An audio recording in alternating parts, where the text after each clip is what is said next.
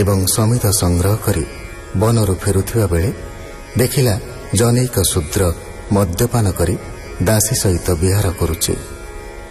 ସେ ଦାସୀକି ଅଜାମିଳ ବଶୀଭୂତ କରି ନିଜର କାମନା ଚରିତାର୍ଥ କରିଛି। ସେହି ହେତୁ ସେ ହୋଇଛି ପାପୀ। ତେଣୁ ସେହି ପାପାଚାରୀକୁ ଯମଦୂତମାନେ ଯମରାଜାଙ୍କ ପାଖକୁ ନେବେ। ବିଷ୍ଣୁଦୂତମାନେ ପ୍ରତିବାଦ କରି କହିଛନ୍ତି, ଅଜାମିଳ ନାରାୟଣ ନାମ ଉଚ୍ଚାରଣ କରି ପାପମୁକ୍ତ ହୋଇଛି। ବିଷ୍ଣୁଦୂତ ଉବାଚ ଏ ଆଦି ପାପ ଅପସରେ ସର୍ବଦୂରିତ ନିଶ୍ଚେ ହରେ ପ୍ରାଶ୍ଚିତ ସର୍ବାଣୀଙ୍କର ନାମ ଉଚ୍ଚାରଣ ବିଷ୍ଣୁର ତୁଣ୍ଡେ ବୋଲନ୍ତି ଯେ ବାନର ତରନ୍ତି ଏ ଭବ ସାଗର ଯାହାର ବିଷ୍ଣୁ ଭାବେ ମତି ପାପରେ ଗ୍ରସ୍ତ ସେ ନୁହନ୍ତି। ବ୍ରତ ପ୍ରାୟଶ୍ଚିତ ଏ ମାନ ଅଧିକ ତହୁଁ ହରି ନାମ ଶୁଦ୍ଧ ସତ୍ୱକୁ ପରକାଶେ ପାପର ମୂଳ ବୀଜ ନାଶେ ଏଣୁ ଏହାକୁ ତୁମ୍ଭେ ମାନେ ତେଜିଣ ଯାଅ ନିଜ ସ୍ଥାନେ ଏହାର ଯେତେ ପାପ ମାନ ନିଶ୍ଚୟ କଲା ଏ ଖଣ୍ଡନ।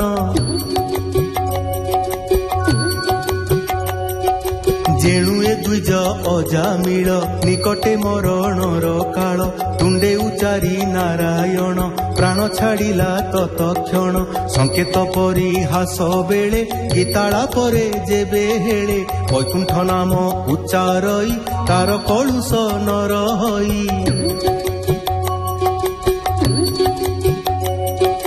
ପତନ ସନ ଭଗ୍ନରେ ନାନା ପ୍ରକାରେ ଯେ ସୁମରେ ତୁଣ୍ଡେ ଉଚାରେ ରାମ ନାମ କାହାକୁ ନ ଦଣ୍ଡଇ ଯମ ଅଳ୍ପ ବହୁତ ପାପ ମାନ ପ୍ରାୟଶ୍ଚିତ ହିଁ ଯଥାକ୍ରମ ପାପର ଗୁରୁ ଲଘୁ ଜାଣି ମୁନି କହନ୍ତି ପରିମାଣି।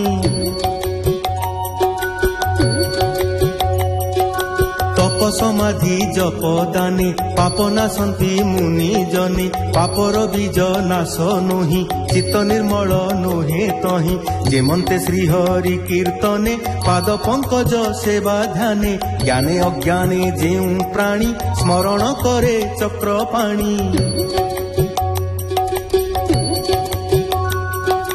ନାମ କରନ୍ତି ସଂକୀର୍ତ୍ତନ ପାପକୁ ନାଶନ୍ତି ବହନ ଯେସନେ ବହୁ କାଷ୍ଠ ରାଶି ଅନଳ ପ୍ରବେଶେ ବିନାଶୀ ରୋଗ ଶରୀରେ ଉପଗତ ହେଲେ ଔଷଧ ବଳବନ୍ତ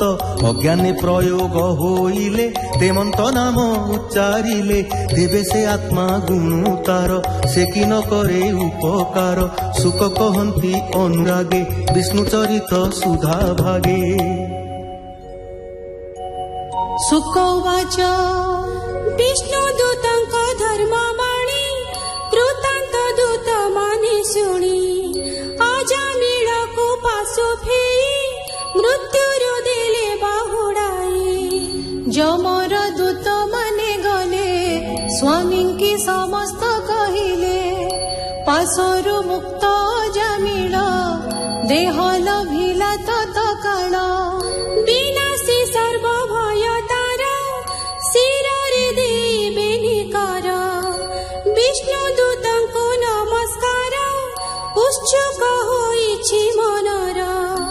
ପ୍ରସନ୍ନ ଦେଖି ତାର ଜାଣିଲେ ବିଷ୍ଣୁର କିଙ୍କର ତକ୍ଷଣେ ଅନ୍ତର୍ଧାନ ହୋଇ ତାର ନିକଟୁ ଗଲେ ସେହି ଗୁଣ ଆଶ୍ରିତ ବେଦ ସିଦ୍ଧ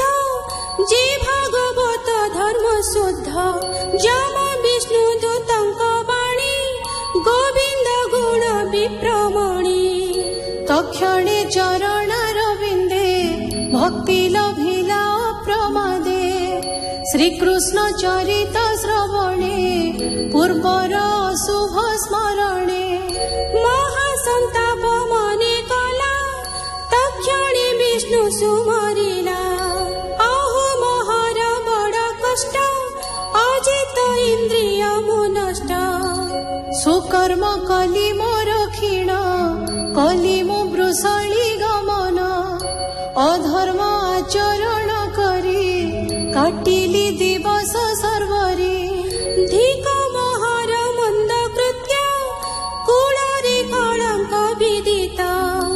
ତେଜିଲାନି ପତ୍ନୀ ସତୀ ରାମିଲି ମୁଁ ଚାଷତି ବୃଦ୍ଧ ହର ତତ ମତ ମୋର ବିହୁନେ ଅରକ୍ଷିତ ତପସ୍ୱୀ ରୂପେ ଥାନ୍ତି ବନେ ତାଙ୍କୁ ତେଜିଲି ଅକାରଣେ କିଏ ଅର୍ଜିତ କର୍ମ ମୋର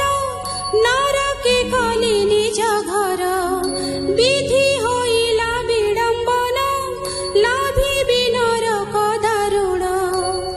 ଧର୍ମ ହିଂସକ ପାପି ଜହି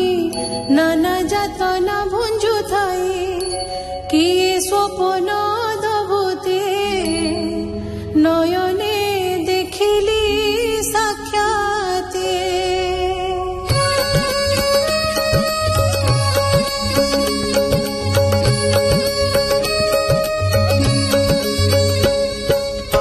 পাশ দৌড়ি হস্তে করি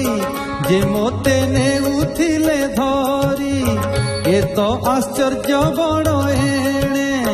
ক্ষণকে চালি গলে কেণে এ অন্তে সিদ্ধ চারি জন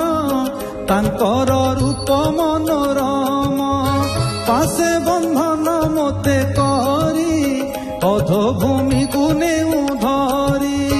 ছড়াই দেলে হি ক্ষণি ক্ষণকে গলে কাহি পুণি মু তো অটই পাপিহীন মোহর দেব দর্শন এণু হইলা এ মঙ্গল আত্মা মোহইলা সুফল অসুচি দাসী পতি মোহি মত পাপি অছি কাহি মোহর মরণর কালে নাম কীর্তন হেলে জিহ্বা মো কেমন্ত বইলা শ্রীকৃষ্ণ মতে দয়া কলা মু কাহি ধূর্ত পাপি বর বিপ্র কূলর লজ্জা কর সর্বমঙ্গল কারণ বৈকুণ্ঠ নাম উচ্চারণ কেমন্তে বইলই মুহি দয়া যে কলে ভাবগ্রাহী ইন্দ্র অজিত মু অটই এমন্ত করিবই মুহি যেমতে আত্মা ভোগ ছাড়ি ব্রহ্ম ভাবরে রহে বুড়ি অবিদ্যা কাম কর্ম জন্ম মোচন করিয়ে বন্ধন সর্বভূতরে শান্ত হই দয়া বহি বিচিত্তে মুহি এ মায়াগ্রস্ত মোর মন নিশ্চয় করিবি মোচন যেউ মায়ারে মোহ মুহি ক্রীড়া কুরঙ্গ প্রায় হই দেহ সম্পদ মোর যেতে অক্ষয় দম্ভ বিরতে এহাঙ্কু তেজি শুদ্ধ মন কৃষ্ণ চরণে হেউলিন